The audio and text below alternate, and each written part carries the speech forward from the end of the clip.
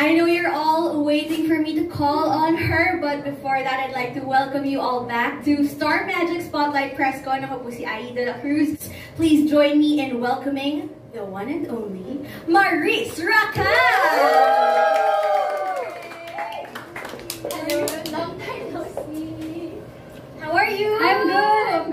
Sige, Hello guys. Thank you for coming. We're being live streamed right now. Would you like to greet your fans? Drink your water. Hello sa Maris Stellers na nanonood. Kamusta kayo? Yes. Sana happy kayo. Ang daming na nagko-comment, Beanie Maris daw. Oh, with my short hair. It's not real. No, but we're so happy for you, Maris. Congratulations sa Marubok AF! Thank you. Nakita namin yung promo na ginagawa mo. Naglalakad ka sa kalsada. Yes, ginawa ko lahat. Nagwelga kami. Sa Greenbelt. Nagwelga kami. Tapos, ano ba? Sumayaw ako sa O-Bar. So, yun. Ang dami mong ginawa for this. Pero nakita nga natin dun sa video mo na habang pinapanood mo, may tears kaming nakita. O, kumusta ba yung reminisce mo? Dun sa mga nakita mong Nene days mula PBB hanggang sa ngayon, yung mga iconic roles mo na. Nakaka-warm ng heart. Kasi naalala ko yung 16-year-old, 17-year-old Maris na nagwo-wonder what's coming for her, what's her future. And now, the older Maris is seeing it. Parang, wow, girl, ang dami mong ginawa. Yeah. Pinatunayan mo talaga yung sarili mo. Ayun. So, thankful ako sa kanya. Sobrang pinakita niya talaga na kaya niya ang buhay showbiz. Hindi ako sanay na nai-indip ka, Maris. Sorry. It's the short hair. Sanay kasi kami na lagi mo kami pinapasaya, pinapatawa mo kami kahit sa social media, hindi lang sa TV screens or sa movie screens. Guys! Hello!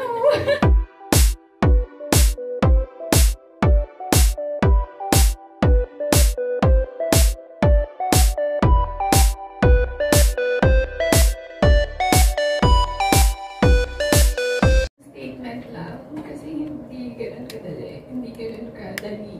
Sobrang complicated niya situation.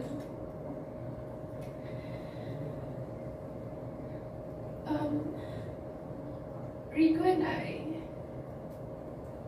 our universe was so beautiful.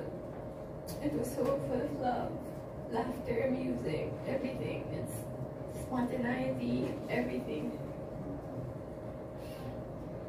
So 5 years namin together, we were always on the same page. Always on the same page. I don't know what happened to me. Maybe I turned to the next page and saw a new perspective sa life.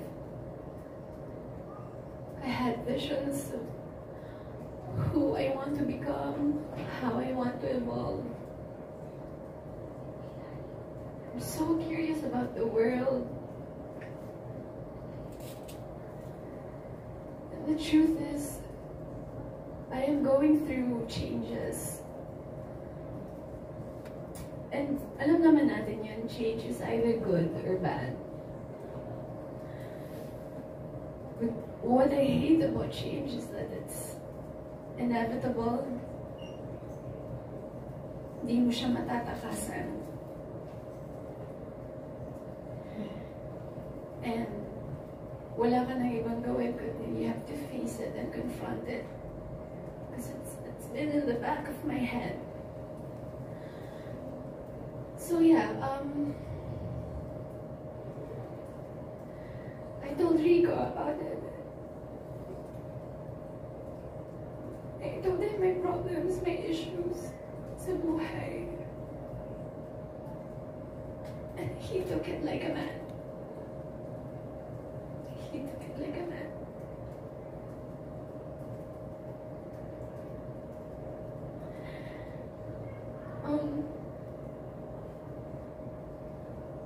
was a very difficult talk because I love him so much.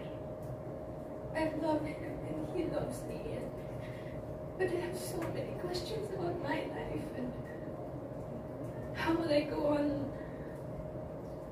sa buhay with him, and I have so many questions about me, my sense of self. It was so difficult. But it was a very polite separation.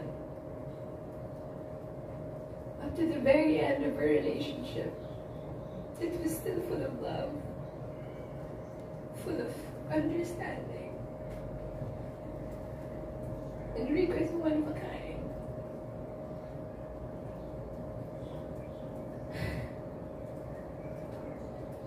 If only I could skip through my 20s, you know.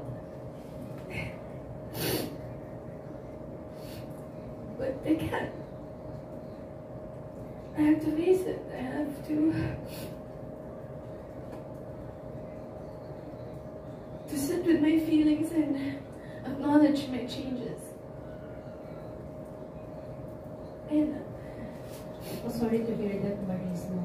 Pero once and for all na lang din, I'm sure kasi after your being open about your situation, maraming magtatanong dahil na kung nag-click yung ano yun ni Anthony, baka madamay siya at isipin ng mga fans na may kinalaman si Anthony sa breakup.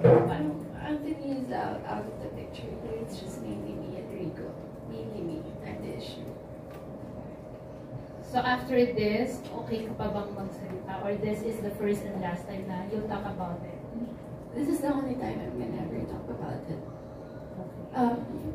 Since, while we're at it, I would like to humbly ask the public to look at us, Rico and I, with understanding and love, because we were both grieving. Hindi naman makakontrol yung mga opinion ng mga tao, but please don't direct your hate towards Rico. He's too precious for that. If you guys want to throw some punches, I'm ready to take them. Yeah. Thank you for being honest, Maris. Sorry. Please, if you'd like to, pose yourself for